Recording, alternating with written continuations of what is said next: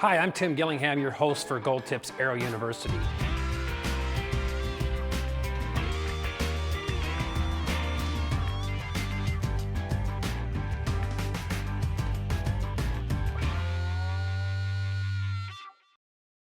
Today we're going to cover how to choose the perfect arrow for 3D archery.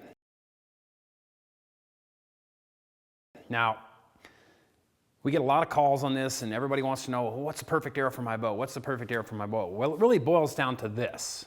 My criteria personally is I want to shoot the largest diameter arrow I can get up to speed with a reasonable point weight. Now let's cover those parameters.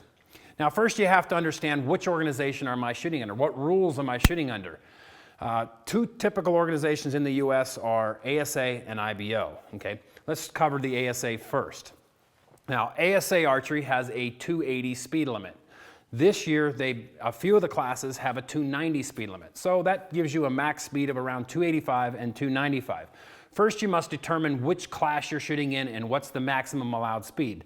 Because we're shooting unmarked yardage, we want to maximize our speed so that we can, minimize our yardage errors. Okay. So let's say, for example, I'm shooting in the men's pro division in ASA.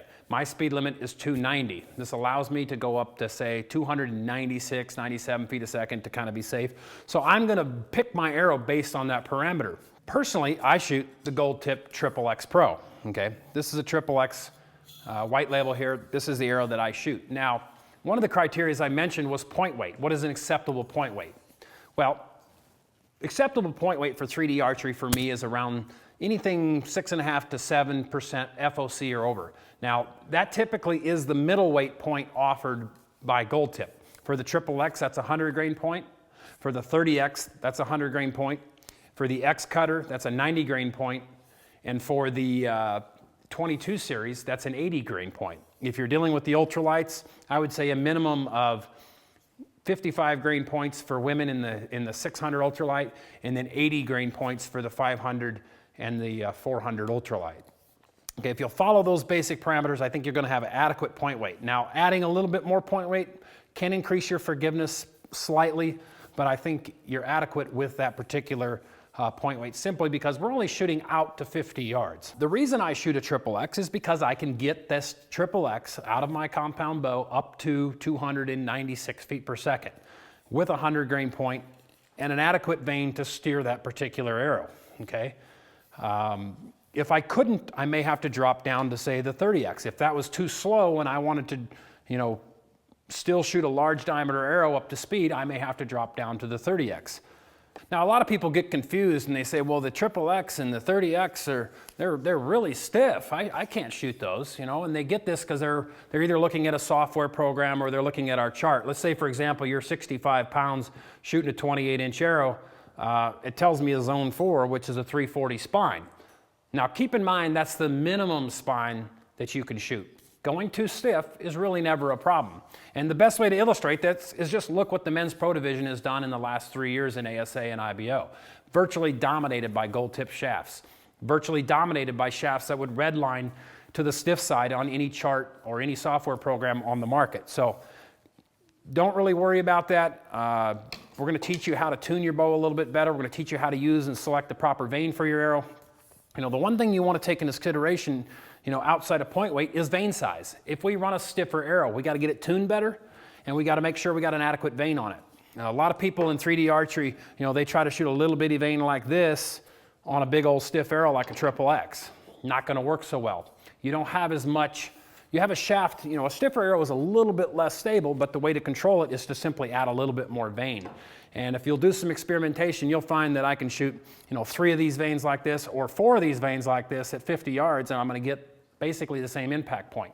Now, as we get out past 50 yards, there's going to become more drag effect, created by this 4 fletch over this 3 fletch, or a bigger vane versus a smaller vane, and then you will start to see a negative. But inside of normal 3D yardages, adding a little bit more vane to get your forgiveness factor out of a stiff arrow is not going to be a negative. Okay, let's go over some of the recommended vane sizes for the specific arrows that we require for 3D archery, or what we recommend. Okay, let's look at the XXX here, for example. I would recommend on a XXX, something like this, maybe the the 2.8 inch Swift vane from VaneTech, or a 2-inch HP vane, or a Blazer. Now, a large, high-profile vane is going to correct your shots better. If you feel like you're getting flyers, just simply add vane. If you feel like you're not hitting behind the pin, or that shot got penalized a little bit more than it should have, simply add a little bit more vane. One of my favorite combinations for XXXs and 30Xs was a 4-fletch 2-inch high-profile vane. It did a better job than just about anything. And currently, I'm running a 4-fletch pattern with this 2.5-inch VaneTech on my XXXs for ASA, and it works phenomenally well. So just keep in mind, if you're getting flyers, go a little bit bigger. Now let's move on down to the 30X. 30X is really similar to the XXX, so keep the vane size tall. 2-inch high-profile vane should be the rule in a 3 or a 4-fletch pattern. Okay. As you get down to the X cutter, okay, let's look at the gold tip X cutter here. X cutters, in my experience, the 2-inch high-profile vane and a 3-fletch, or going to a 2.5-inch vane like this in a 3 or a 4-fletch pattern is adequate on a X cutter. Okay. You can get away with a lower profile vane like this on an X cutter. If you want to go a little bit lower profile, you're not really going to gain anything. What we're looking for is the height of the vane to correct our mistakes. You know, the height of the vane is going to redirect that shaft and keep the back of the arrow in line with the front. If the back doesn't get out of alignment with the front cannot plane. Okay. 22 series. With a 22 series, you can start to get to a smaller vane like this 2.5-inch or 2.25-inch Swift vane. Personally, I think you're a little bit on the edge, so do your experimentation. It depends how clean of a shot you make. Personally, I would probably 4-fletch this vane on a 22 series, or I'd run something a little higher profile like this 2.5-inch in a 3-fletch, and I think you're going to get optimal results. Remember, just always on a stiffer arrow, opt for a little bit bigger vane. Okay, now let's look, what most women and lighter poundage shooters are going to be shooting for 3D. You're going to have to probably drop down to an ultralight 500 or an ultralight 600. The 500 is 6.3 grains an inch. The 600 is 5.7. So a lot of women, to get their speed up, or if an older gentleman or a woman would like to shoot, only can shoot 40 or 55 or 50 pounds, they're going to have to shoot a little bit smaller, lighter arrow like this. Okay. The main key here is, you can go a little bit smaller on the vane. The arrow's much lighter, so to eliminate drag effect, we want to use a vane similar to, say, this VaneTech Super Spine in a 2.3 or a 1.8. This is going to give us the height that we need. You may even consider going to a 2.25 shield cut like this. Inside of 50 yards, you're really not going to see a lot of difference in these vanes, but something a little more streamlined is going to work a little bit better. Now, I would go a minimum of, or a max, a minimum of about 55 grains on the 600. But if you can get up to shooting 80 on it, I think you're going to do a little bit better. But it's just the lighter you go with the arrow, the more sensitive it makes everything. So that's pretty much it for ASA archery. When you're talking IBO archery, it's really not much different, other than the fact that you have a little bit different rules. In IBO archery, we have a rule that states we can shoot 5 grains per pound of arrow weight. What that means to you, the end consumer, is simply, if I'm shooting 60 pounds, I multiply that by 5, I can shoot a 300 grain arrow or heavier.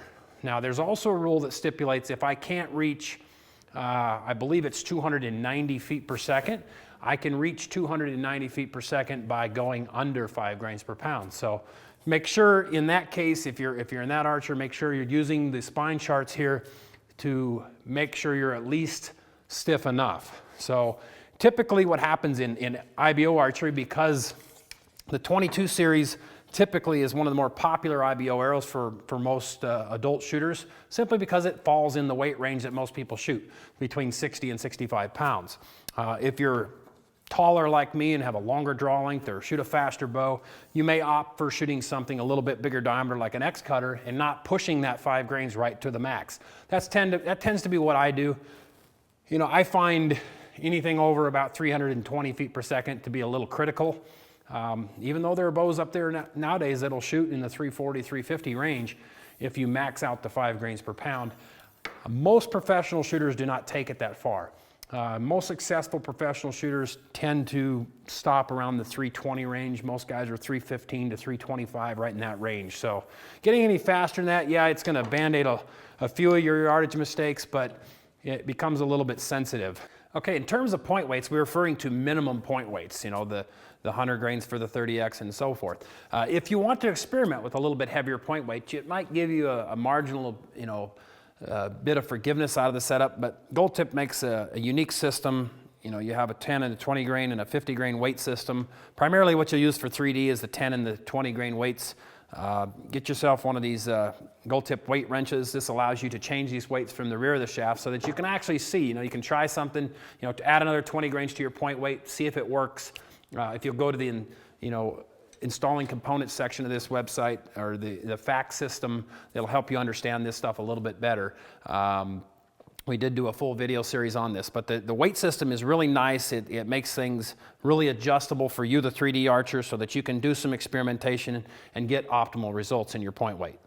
Okay, if you'll notice looking at the Gold Tip arrow availability, you'll find that there's a pro grade shaft available and a secondary grade available for all of your 3D arrows. Okay, all your target arrows, all your 3D ultralights, all have this available to them. Now keep in mind, both grade shafts are weight sorted plus or minus half a grain. And in 3D archery, because a lot of archers are shooting shorter arrows, you know, if I'm a 32-inch draw length, I shoot a little bit of an overdraw, I only shoot a 28-inch shaft, or 28 1/4. If you're a 27-inch draw or a 28-inch draw, you know, your arrow length can go down to 25, 26 inches. In this regard, the non-pro grade shaft is really adequate. If you're able to cut 4 or 5 inches or even 6 inches off of a full-length 32-inch shaft, you can actually make these non-pro grade shafts just as straight as the pro grade shaft. So keep that in mind when you're making your arrow selections. You know, if you you know, want to save yourself a little money, they typically run about $40 less a dozen for the non-pro grade shafts. It's basically the same shaft, just sorted differently for straightness. So if you can cut those straightness issues off the end of the shaft, you can make the non-pro grade shaft into a better arrow. If you want simply the best arrow money can buy the pro grade Gold Tip shafts, and I think you're going to have, you know, very good luck with them. Now, as far as component choices go, the pin knock like you see here in this 30X shaft probably does a better job of protecting the back of your shaft, and a lot of people like to refer it as defense, because you'll get you know, if another archer hits your bushing here, you're going to get a pretty bad glance out. You know, that's, you know, it depends how much you don't like the guys you're shooting with, but you know, the pin knock does do a better job of protecting the back of the insert. You will break more nocks, you'll bend a few pins here and there, but it does a very good job. New for this year is the unibushing. Unibushing with an Aculite, very popular with our 3D shooters. Because it's hollow, you know, you can tube arrows a little bit easier, but it does do a very good job of protecting the back of the arrow. Where, you know, weight is just, you know, you're trying to cut weight no matter what, then use the Aculite knock in the back of the arrow, or the 22 series X Cutter and 30X do have push-in knocks. They're a little bit lighter option, you know, for that particular arrow. I hope this helps you understand a little bit more on how to choose an arrow for your 3D setup. If you are a finger shooter, you do need to pay a little bit more attention to the chart, like we covered in the selection chart for finger shooting. Spine is a little more critical. You know, you want to make sure you have the proper spine with a finger shot arrow and or traditional equipment. But as a rule, the majority of 3D competition is done compound and release, and the stuff we covered here today ought to help you become a better archer.